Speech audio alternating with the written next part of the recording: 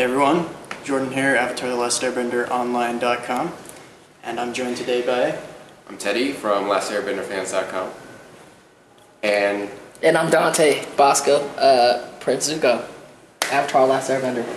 So we're very happy to have Dante here with us and grab this interview. We've got a lot of stuff to talk about. Yeah, it's kind of weird. We're on the last minute. They're in LA, and it's awesome. I'm shooting this independent film right now called Devil's Dozen. So we're somewhere in the building. So if you don't know where we're at, it looks like a hospital building. Well, it's not a hospital. Yeah. It's a set. Yeah. Everyone's health is okay. Everyone's health is okay. Alright. So, pressing questions. We have pressing questions? Yep, we have very pressing questions. First one... I hear these questions are not just from you guys. It's from, glad you brought that up. These questions are from people all around the world, Ireland, Canada, all around the US, world. Everywhere. Fans of the show. Yep. I too am a fan of the show. Good to know that was actually one of our questions. Yeah, oh cool. So you already answered it. I'm already ahead of the game. Winning, exactly. So, first question. When you began voicing Zuko, did you think that the show Avatar The Last Airbender would become as big as it has today? Not at all. Zero. I mean, you don't know. As an actor in LA, I've been an actor for the last 25 years. You just kind of, you go do your thing, and you don't think much about it. In the middle of, right when I think I was the first person cast on that show, or right in the beginning, and I was doing American Dragon Jake Long on Disney with Mae Whitman. And so I would go to audition for this and at Nickelodeon and, Zuko. The first thing I think is like, oh, it's like Danny Zuko. Like, what the hell's going on? So, I mean, I just did it, and then I ended up booking it, and then Mae ended up booking it also. So we were doing 2 shows at the same time for like 3 years. And we were kind of playing weird love interests for each other, like in 2 different shows. But it was like, you know what's weird is like one was a comedy, so one was like a sitcom, and one was like more of a drama.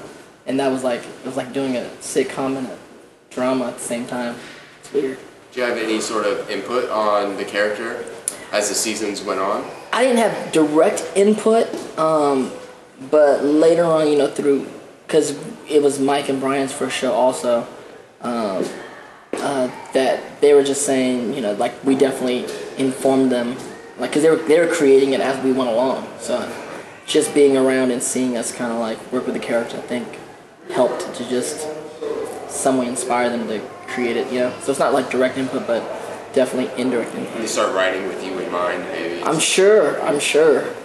There's, especially our first season, people were coming in. They were doing like a lot of, they're showing some martial arts of it, and they were, people were coming. The animators were coming in, and so it's just interesting. I mean, I don't know the process how it goes.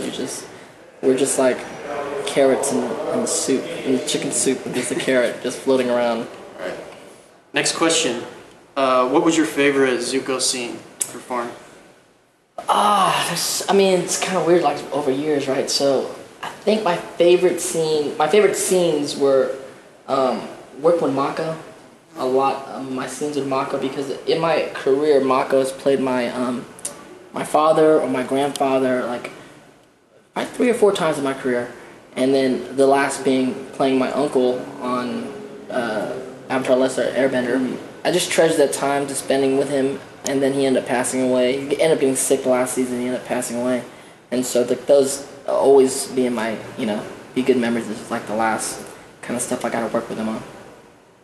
What was the process like when recording the show? Was there table read-throughs and then you just get in the studio by yourself, or were there other actors in the studio to interact with? Especially the first few seasons on most shows, and this show it's like you try to get as much of the cast together as possible, because then that energy, you start to meld the energy together. I mean, sometimes during the 3rd or 4th season, people get busy and like, I'm gonna come and do my parts, but as much as we can, we try to get together. I mean, getting together with Jack and with Mae, it's great because we had a lot of stuff together, and then also with Gray Delisle, she's like, I love Gray. I just did another show with Gray called Zevo 3. We just did a season together, and she's like amazing in the room. Dee Bradley's amazing. It's like as many people as they get together, we try to do our best. But when you have great actors like Gray and like Mae and Jack, the energy's so much better. The banter and the timing, and everyone has fun, unless you're just like that guy in the other scene. Yeah. And there's in Nickelodeon, there's like a big room, right? And then there's like a small room. There's like one room for one mic. So if it's too packed, there's like, I think you can 5 people in this room, but there's 6 and they gotta put you over here. So sometimes, there's a lot of times where I was like, you know, they were doing their thing and like Zuko's doing his thing somewhere else, so they put me in that other friggin' room. So it's like they're doing the script and it's like, cut to me and I'm sleeping in the room. And they're like, Dante, it's your line. I'm like, oh, yeah, because you guys are playing around doing your thing and I'm by myself. What about haircuts? Zuko had a lot of haircuts. Oh yeah, Zuko had a lot of haircuts. I have a lot of haircuts in my life. It's weird how you can do a cartoon that still mimics your life to a weird degree, even though it's a cartoon. We discussed that a lot during shooting too. I mean, during taping, because it's bald originally. Yeah.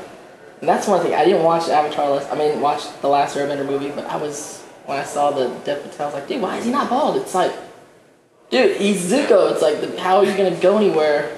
Because in the beginning of the second season, they cut off the ponytails. And it's such a big thing for the character that it was like, I don't even understand how they think they're gonna do a sequel if my man is not bald with a ponytail right now. I mean, that's part of the thing, and then him coming back was so. He goes to his emo stage. I was calling him like the emo. There's Zuko got all emo. I was like, dude, it's all emo. And this is the time when he was being real super emo. Like, my life and my family. And like, I had all these scenes where it's like, I'm like being emo. And I'm like, gonna have hair to match it. But yeah, the hair is big. The hair is a big thing for this character. A lot of actors, the hair is big.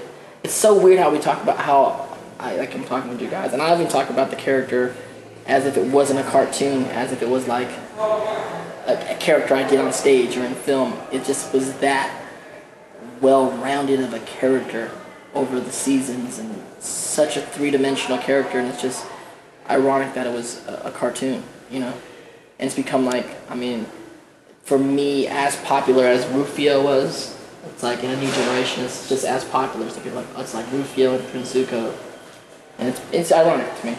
And ironically to me, like they're kind of the same, they go through the same kind of character arc, which is awesome. Definitely. Actually, that was one of my questions. Zuko and Rufio, they both have... I got all the questions going on. They have like that, just like you mentioned, they have that same story arc. Like they're both kind of misguided in youth. Right. They're way passionate, way ambitious, I think is probably the biggest word. So do you know if Mike and Brian, when they were envisioning Prince Zuko, when they were trying to decide who to cast, do you know if your role as Rufio will influence their decision? I don't know. I never really asked them that, or maybe it did. It might have came up in conversation like years ago, maybe. I don't know. I think they talked about it. It had to be somewhere in that realm. I think for a lot of people, I mean, Rufio was such a kind of like its own kind of iconic kind of character, especially for like Asian American characters, that it became one of the archetype kind of characters. So it's like if you're going to do like this badass Asian kid who's going to be good, it's like oh, it's like a Rufio character. Like that kind of thing happens. Yeah. So I'm sure it has somewhere. And then Mike and Brian are smart dudes, and they watch a lot of stuff, and I'm sure they're hip to all that. Definitely. So, if you could bend a element in real life, would it be fire, or? I thought about it. People ask me that question, and of course I gotta say, fire. I mean, I rep the Fire Nation for sure. You know, I'm Zuko. But I mean, to fly, airbending's gotta be pretty friggin' cool. Gotta be cool. But I think fire, I don't know. I mean, you'd want to be the Avatar, right? You want to be able to have all four. Like, that's how I roll. Sure, yeah. But if I had to choose one, I'd be happy with fire. Kind of want a little air too, but happy with fire. Definitely happy with fire.